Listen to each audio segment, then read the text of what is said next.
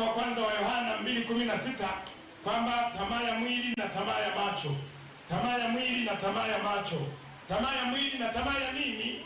Na macho. Hebu tusikilize hilo andiko. Waraka wa kwanza wa Yohana sura ya 2 mstari wa 16, neno la Mungu linasema, maana kila kilichomo duniani, kila kilichomo wapi wapenzi? Duniani. Yaani tamaa ya mwili na tamaa ya macho, yaani tamaa ya mwili na tamaa ya nini? Ya macho. Na kiburi cha uzima, na kiburi cha uzima havitokani na Baba, havitokani na Baba, bali vyatokana na dunia, na dunia inapita pamoja na tamaa zake zote. Tamaa ya mwili, tamaa ya macho. Tamaa ya macho iko hivi.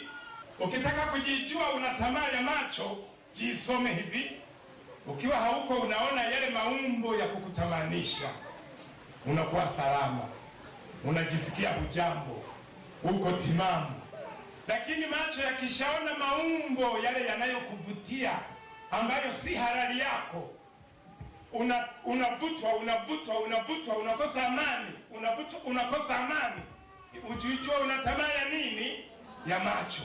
Sasa Yesu aliposhtakiwa kwa tamaa zetu za macho, ametuponya, ameponya macho yetu, yako salama. Bwana asifiwe sana. Lakini tamaa ya mwili, tamaa ya nini? Tamaa ya mwili ni pale ambapo hata kama macho hayako yanaona maumbo ya kutamanisha, hata kama mtu amejifungia chumbani usiku kwenye giza, hakuna hata taa, mwili wenyewe unatengeneza maumbo, wenyewe unatengeneza maumbo, anaanza kuyaona kwenye hisia. Mnanisikia vizuri wapenzi? Tamaa ya ulevi, tamaa ya uzinzi, tamaa ya nini, mwili wenyewe unamuumbia maumbo, unamuonyesha. Mnanisikia vizuri wapenzi? Hiyo ndio tamaa ya nini?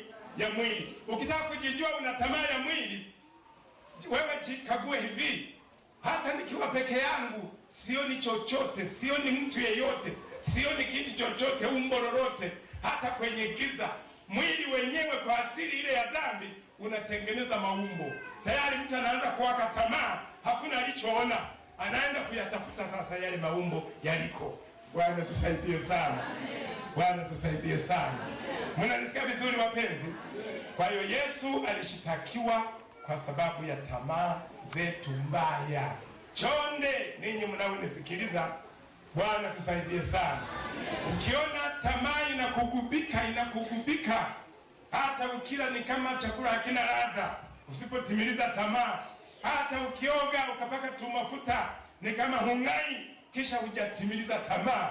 Ujijue unauza sasa mwili wako kwa mauti, unalisaliti damu yako halali kabisa ya mauti, lile ziwa la moto. Bwana tusaidie sana. Kwa hiyo katika kitabu cha Kumbukumbu pia sura ya 5 mstari wa 21, Kumbukumbu la Torati, Kumbukumbu la Torati sura ya 5 mstari wa 21, neno linasema, wala usimtamani mke wa jirani yako, usitamani mke wa jirani yako, wala usitamani nyumba ya jirani yako, wala shamba lake, wala mtumwa wake, wala mjakazi wake, wala ng'ombe wake, wala punda wake, wala kitu chochote alicho nacho jirani yako. Bwana tusaidie wapenzi.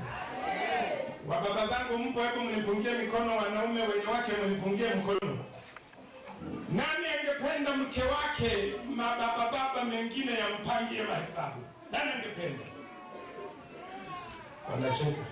Hebu simameni. Nani angependa mke wake baba au mijijijitu mingine impangie mahesabu? Nani angependa? Wanatikisa vichwa hiki. Bwana tusaidie sana.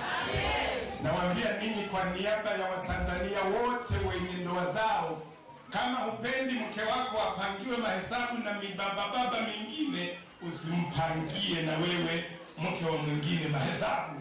Sema amen. Biblia inaposema kwamba usitamani mke wa jirani yako, inamaanisha kwamba uridhike na mke wa jirani yako kuwa haki yake na halali yake. Kama wewe unavyopenda watu wote waridhike, mke wako kuwa haki yako na halali yako. Sema amen. Bwana asifiwe sana. Usitamani mke wa jirani yako, usitamani binti ya jirani yako, vile usijopenda majirani mabinti zako mijitu mingine yapangie mahesabu, hivyo usiwapangie mahesabu mabinti wa jirani zako.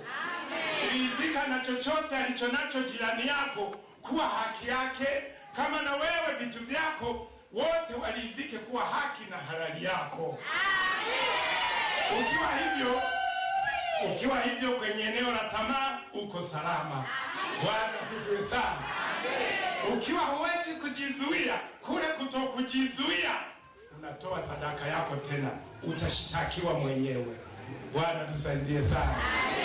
Bwana tusaidie sana. Hiyo alama ya pili. Alama ya tatu, Yesu alikamatwa. Yesu alifanyaje? Walipomshtaki alikamatwa, hakukamatwa? Mathayo 26 mstari wa 50b. Mathayo 26 mstari wake wa 50. Mathayo sura 26 mstari wa 50, neno la Mungu linasema, Yesu akamwambia, rafiki, fanya ulichoijia. Rafiki, fanya ulilolijia. Wakaenda, wakanyosha mikono yao, wakamkamata Yesu. Wakamnyosha mikono yao, wakamkamata nani? Yesu. Kwa hiyo hatua ya ngapi hiyo? Hatua ya tatu, Yesu alikamatwa. Mara ya kwanza alipomwambia rafiki, fanya ulilolijia, Yuda akambusu. Sawa ndugu zangu?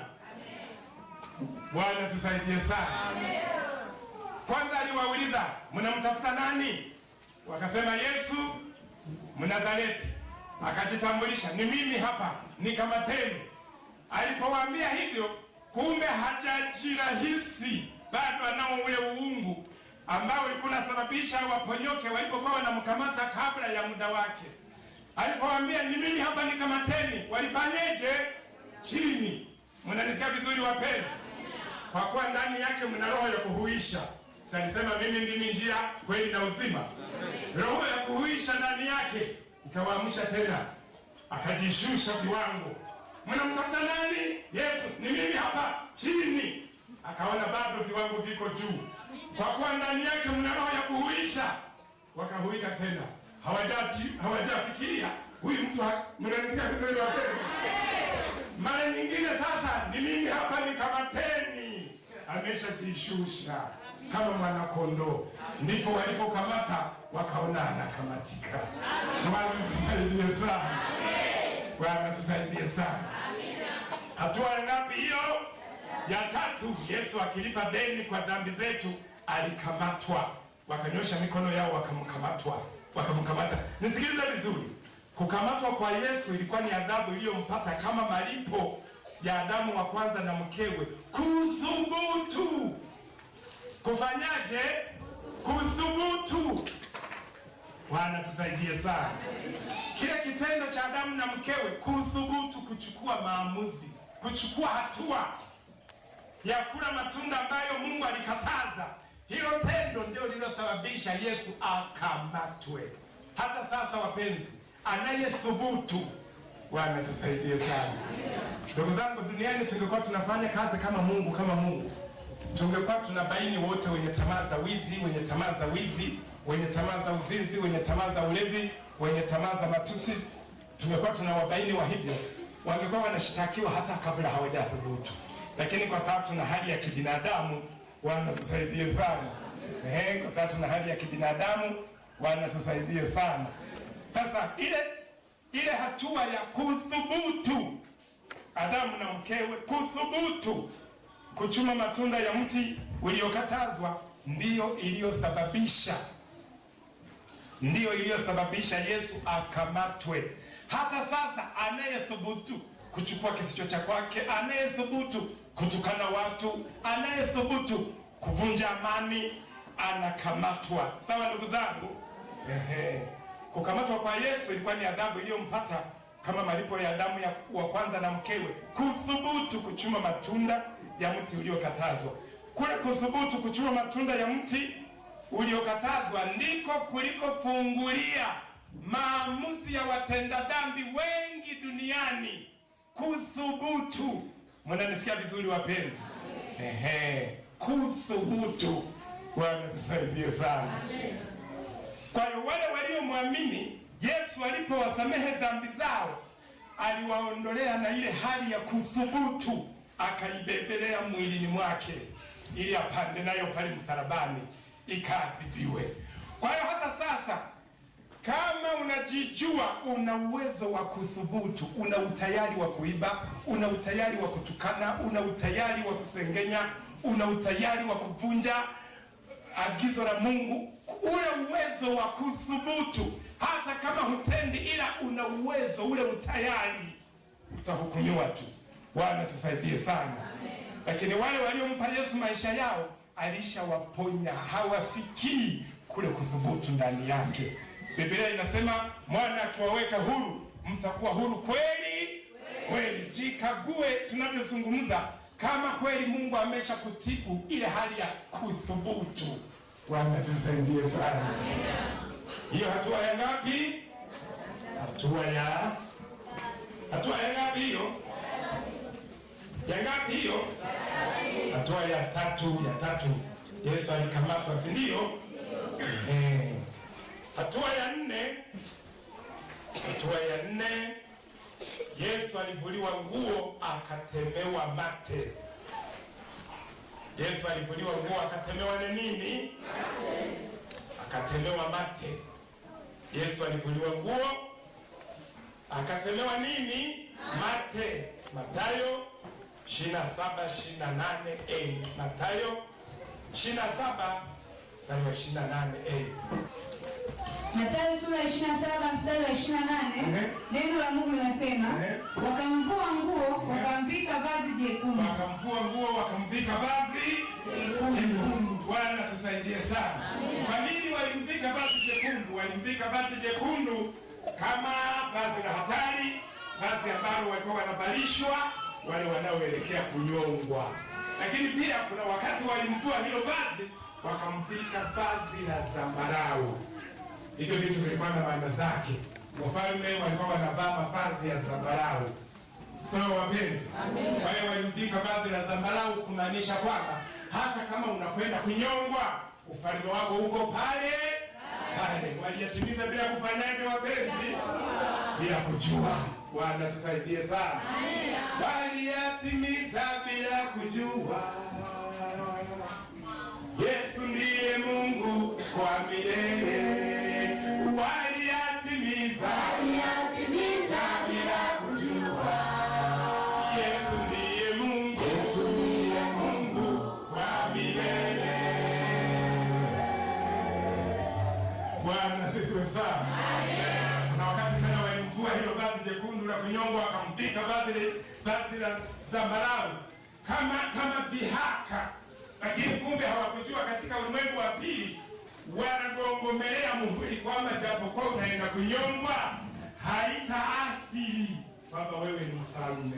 Bwana asifiwe sana. Sawa ndugu zangu? Kwa hiyo walivuliwa nguo